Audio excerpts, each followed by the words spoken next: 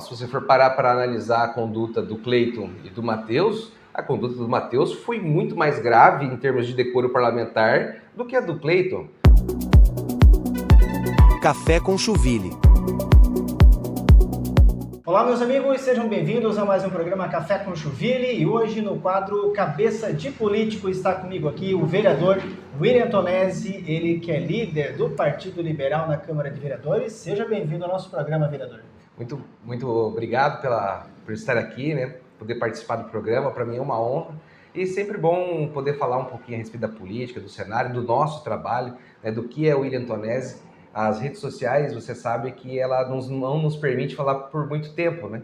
Hoje em dia a gente tem 1 minuto e meio para falar, né? A gente tem 3 minutos no máximo? A gente tem tanto assunto e às vezes a gente não tem essa oportunidade de discorrer sobre um tema com mais profundidade. Então, sempre que possível, sempre que eu tenho essa oportunidade, eu fico muito satisfeito, porque é mais uma oportunidade das pessoas entenderem o que é o William Tonesi. Verdade. E se você está aí com a gente, obrigado pela sua audiência, já aproveite e compartilhe esse vídeo.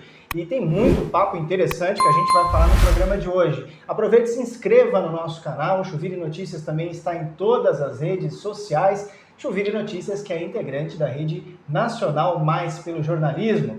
William Tonesi, vereador da Câmara de Vereadores aqui em Joinville, tem sido muito atuante nas redes sociais, tem bastante crítico, digamos assim, com muitos pontos da atual gestão do município, inclusive esse último agora que deu bastante polêmica em relação aos buracos no asfalto da Companhia Águas de Joinville, né, vereador?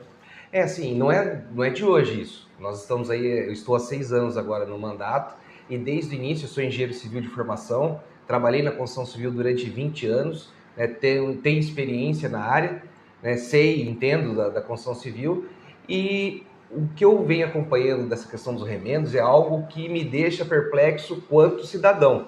Porque se você for parar para andar em Joinville e em outros municípios, o nosso asfalto, eu digo para você que é um dos piores do Brasil.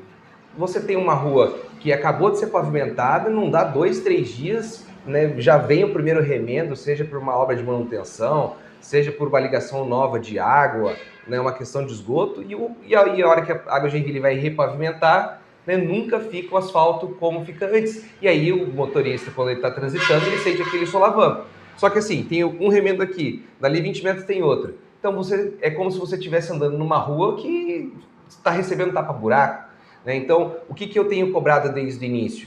É que a repavimentação ela siga um modelo diferente para a cidade de Joinville. Eles falam que segue critérios técnicos, que tem norma, que tem isso e aquilo, mas só que na prática nada disso adianta. Por quê? Porque é como se você fosse cortar a parede e passar massa corrida. A hora que você corta a parede e passa massa corrida, se você não lixar a parede, ela não vai ficar perfeitamente de novo para você pintar. O asfalto é a mesma coisa. Você fez o corte, você repavimentou, após um período de 2, 3 meses, você tem que fazer uma fresagem para tirar as imperfeições, para daí o asfalto ficar com a qualidade. Pode ser o remendo mais perfeito possível, ele vai ter, né, um tipo de solavanco, e aí quando você tem isso em série, né, em escala, as ruas estão como vocês veem aí, é intransitável. Maravilha, vereador. E agora a Câmara de Vereadores passou por uma recém-polêmica envolvendo seu colega de partido, Cleiton Profeta, que foi cassado, teve os direitos aí cassado, saiu da Câmara de Vereadores, né? Você, como colega de partido de Cleiton Profeta, qual é a sua avaliação sobre esse processo que ele levou? O que aconteceu na Câmara foi uma grande injustiça. Todo mundo pode ter suas divergências com relação à atuação do Cleiton Profeta, pode discordar da forma como ele atuou, mas a medida aplicada, que foi a cassação de mandato, para mim foi uma medida desproporcional. É como se você falasse assim, para mim matar uma barata, eu vou pegar uma bomba atômica, mas na sua avaliação ele mereceu desta forma? Ele teve um erro ali também? Vamos lá.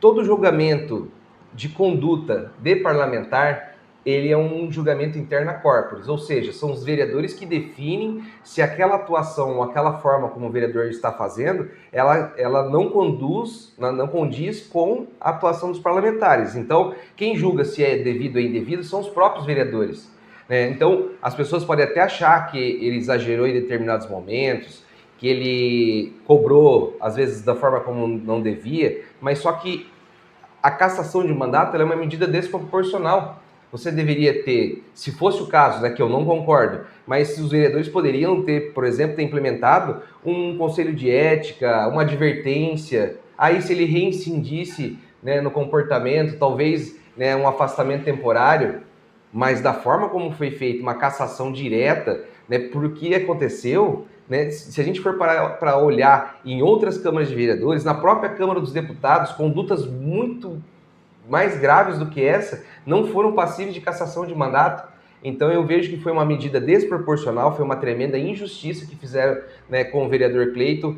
Eu acredito que ele não imaginava que isso pudesse acontecer, talvez, como nas palavras dele mesmo, né, ele dizia que poderia ser levado ao Conselho de Ética e tudo mais, talvez ele esperasse que fosse, né, parar no Conselho de Ética, mas para cassação eu tenho certeza que nem ele esperava que isso acontecesse. Então eu acredito que foi uma medida desproporcional, uma injustiça que aconteceu com o vereador Cleiton. E uma outra polêmica, agora mais recente, precisamente de ontem, né, uma decisão no termo de ajuste de conduta contra o seu colega vereador Matheus Batista, que agora vai ter que fazer um estudo aí de direitos humanos devido às falas dele polêmicas, né? Qual é a sua avaliação hoje sobre a atitude do vereador Matheus Batista e agora com ataque destinado a ele? Se você for parar para analisar a conduta do Cleiton e do Matheus, a conduta do Matheus foi muito mais grave em termos de decoro parlamentar do que a do Cleiton. O Cleiton, ele julgou a forma de um outro vereador trabalhar, né? Chamou lá o Henrique Deckmann, né, com palavreado, né? Disse outras coisas do vereador Érico Vinícius. O que o Matheus Batista fez é muito mais grave em termos de decoro do que o Cleiton. Então, e foi o Ministério Público propôs um TAC, né, pelo que a gente tem acompanhado, propôs um TAC para ele melhorar a conduta dele, ou seja, nem recomendação de cassação de mandato ele recebeu. Olha só o que ele fez e a pena que ele vai ter, né, uma educação, um curso, né? É quase que o cara cometeu um crime e pagar a cesta básica. E o que o senhor acha que tem por trás dessa diferença que o senhor está apontando? Com certeza, aqui a atuação do vereador Cleiton, ela incomodou muito os vereadores. Estava incomodando os vereadores, e a do Matheus Batista não está incomodando os vereadores, então, por isso foram coisas desproporcionais. Para o Matheus, uma cesta básica, para o Cleiton Profeta, uma cassação de mandato. Olha, essa polêmica envolve não só os dois vereadores aí dessa atual legislatura, mas é um pouco também de espelho da sociedade. Você, como vereador do PL, né, existe uma polarização muito grande, que não é de hoje, vem de pelo menos aí 10, 11 anos, não é verdade? Como você, vereador líder, né, do partido aqui na Câmara de Vereadores, enxerga essa polarização que tem dificultado muito a discussão política na sociedade hoje? Eu vejo que a polarização ela não dificulta, pelo contrário, ela coloca luz sobre debate de diversos temas. Antigamente, quando se tinha um debate a respeito de um tema, havia apenas uma opinião e ninguém discutia o contraditório. Né? Hoje nós temos o contraditório em diversos temas, né? A gente pega, por exemplo, a questão do aborto, que levanta muita polêmica quando se discute, né? Isso gera um contraditório e vai ter polarização nisso. O que a gente não tinha em si a polarização no espectro político, né? Nós tínhamos a esquerda representada na figura, né, do Partido dos Trabalhadores, e nós tínhamos uma falsa direita, né, que era na figura do PSDB, que depois se assumiu como de esquerda. Então, quer dizer, não havia essa polarização, era uma falsa polarização que nós tínhamos no país. Obviamente, daí, com a ascensão desse movimento político de direita, que iniciou, sim, lá com o professor Olavo de Carvalho, né, isso apareceu, transpareceu. Eu digo que essa polarização, ela sempre existiu, ela só não tinha aflorado na sociedade. Então, eu vejo que ela veio para ficar, isso não vai mais mudar. A polarização, da forma como a gente tem política, o que pode é apenas arrefecer, né, determinados momentos de debate, mas volta e meia, né, as discussões vão ficar acaloradas e vai ter um enfrentamento. Eu não tenho dúvidas que essa posição que nós temos hoje, ele veio para ficar, e eu vejo isso como saudável. Quando você tem um debate de ideias, no campo das ideias, mesmo que o embate ele seja ríspido ou que ele suscite emoções, né, desde que ele não parta né, para uma agressão ou para qualquer coisa desse tipo, ele é salutar, ele é saudável. A gente precisa debater assuntos. O que não pode acontecer é como briga de torcida, né? Tem uma torcida de um lado, outra do outro, elas resolvem, né, sair no soco. Isso não pode acontecer. Mas enquanto uma torcida está gritando a favor de um time e a outra está gritando e fica apenas na torcida, eu acho que isso é saudável. Nós vemos que isso na prática não vem acontecendo, né, vereador? O senhor acredita que esse surgimento desse debate não surgiu também o extremismo com isso? Isso é normal, qualquer questão tem o extremismo. Tá? A gente estava falando agora, dando exemplo da torcida de futebol. Né? Eu gosto do futebol, não sei se você gosta ou não, né? Mas eu gosto de futebol. Quando vou, eu gosto de torcer pelo time de futebol e eu vejo que é uma coisa saudável. É óbvio que lá no meio sempre vai ter aquela maçã podre, aquele movimento que vai ver dentro daquele movimento uma válvula de escape para aquilo que já está dentro dele. Então não importa se vai ser futebol, se vai ser discussão política, se vai ser no trânsito, esse camarada ele vai agir com essa agressividade. Então eu não vejo que é o movimento político que tornou as pessoas agressivas. A agressividade sempre teve. Ela só está usando a política como um bode expiatório para externar aquilo que estava dentro dela. E o mais interessante que o senhor falou agora, você como um político, representante, né, uma pessoa que está à frente de um movimento aí na cidade, na maior cidade catarinense, como você pode evitar esse tipo de postura raivosa, violenta, né, combatível, né, quando políticos, sejam ele de extrema esquerda ou seja ele de extrema direita, utilizam o seu cargo, a sua posição para incitar essa raiva interna que o senhor acabou de citar aqui? Como que os políticos hoje poderiam trabalhar, porque é uma responsabilidade, né, vereador? Sim. Você está diante de câmeras, você está diante de uma postura, de um cargo eletivo. Como você, como representante de um partido liberal, vê ou enxerga essa incitação, muitas vezes, que acontece? Vou te dar um bom exemplo. É sempre com cautela. A gente precisa, como político, ter a responsabilidade de agir com cautela. Eu já recebi diversas denúncias de tudo quanto é tipo. Eu vou dar um exemplo do que eu recebi um dia. Eu recebi uma mensagem de um pai dizendo que na escola que a filha dele estuda, estava havendo aí ensino de educação sexual, estava ensinando as crianças a praticar sexo dentro de sala de aula.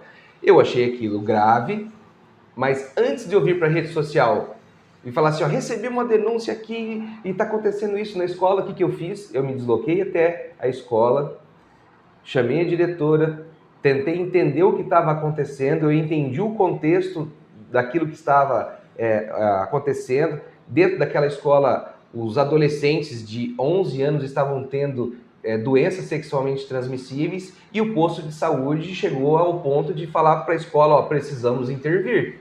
Os pais não estão educando os filhos estão contraindo doença sexualmente transmissível, então algo precisa ser feito porque isso vai virar um problema de saúde pública dentro da escola. E aí, então, o posto de saúde enviou um técnico para mostrar para os alunos, né, sobre aquela questão das doenças sexualmente transmissíveis. O que eu vejo apenas que foi um ajuste que foi feito é que antes de dar esse tipo de palestra, esse tipo de comunicação para os pais, é que isso fosse feito de forma prévia. Ó, na manhã, na semana que vem, seu filho vai ter uma aula assim, assim, assado, porque está acontecendo isso e isso e isso. Então, eu tive cautela de olhar a informação, entender o que estava acontecendo antes de manifestar.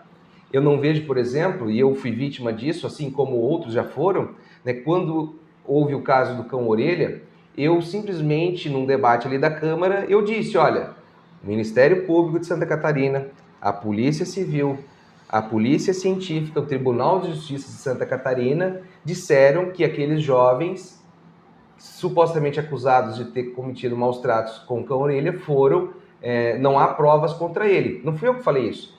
Foram essas 4 instituições de Santa Catarina, onde a gente tiveram vários promotores envolvidos, vários delegados, né, vários investigadores de polícia civil. Nós tivemos, né, um tribunal de justiça, ou seja, nós tivemos desembargadores envolvidos nisso e todos eles disseram que não tinham provas contra os guris. E eu só falei isso. Eu não disse que os guris eram inocentes e nem que não havia... Eu só repeti a informação. E eu fui acusado, aí dois deputados federais, um do Paraná e um do estado de São Paulo, disseram que eu era um defensor de agressores de animais. E aí começou uma onda de linchamento nas redes sociais, né, contra mim. Eu tive sorte, digamos assim, que eu já vinha abordando essa questão de falsa acusação, né, de abuso, de agressão contra os animais, e eu não sofri diretamente isso, mas no meu caso, eu sou uma pessoa pública, e quando se faz isso contra uma pessoa comum? E eu recebi ameaças de morte, disseram que eu vim na minha casa, então eu recebi todo tipo de agressão. Eu comuniquei os órgãos competentes sobre isso que estava acontecendo. Eu sei que nesse caso em específico não iria acontecer nada de grave contra mim, porque eram pessoas de outros locais que estavam fazendo essas incitações, que estavam falando que queriam me agredir. Mas isso pode acontecer com qualquer coisa. Então é necessário que a pessoa que esteja na vida pública ela haja com cautela diante de certas situações. E esses dois delegados, eles sabem como funciona o devido processo legal, eles sabem que a investigação foi conduzida. Então, como que esses caras vão para a rede social incitar os seguidores dele contra mim? Então, isso para mim deveria ser responsabilizado. Esses dois deputados federais, eles devem ser responsabilizados pelo que eles estão fazendo, e não só eles, outros políticos também nesse sentido. Então, respondendo diretamente a sua pergunta, eu acho que quando um político age de forma irresponsável, ele tem que responder sim, porque é inadmissível, né, que esse tipo de incitação ao crime ele aconteça. Esse é o quadro Cabeça de Político aqui no Café com Choville. Obrigado, William Tonesi, por participar aqui com a gente. Fico à disposição, muito obrigado pelo espaço e espero poder participar mais vezes. Maravilha. E se você gostou desse vídeo, esse bate-papo, conhecer um pouco mais da cabeça do William Tonesi, já aproveita, se inscreva aí no nosso canal e compartilhe com quem você quiser este vídeo, tá bom? Nosso QR Code aí já está na sua tela para você receber as notícias do Choville direto no seu telefone, e nós estamos em todas as redes sociais, TikTok, Facebook, Instagram, tudo para você receber as notícias direto no seu telefone. MMPJ, o Mais pelo Jornalismo, é a rede a qual o Choville Notícias faz parte. Então, um abraço para você, obrigado pela sua audiência e até o próximo Café com Choville. Tchau, tchau. Valeu.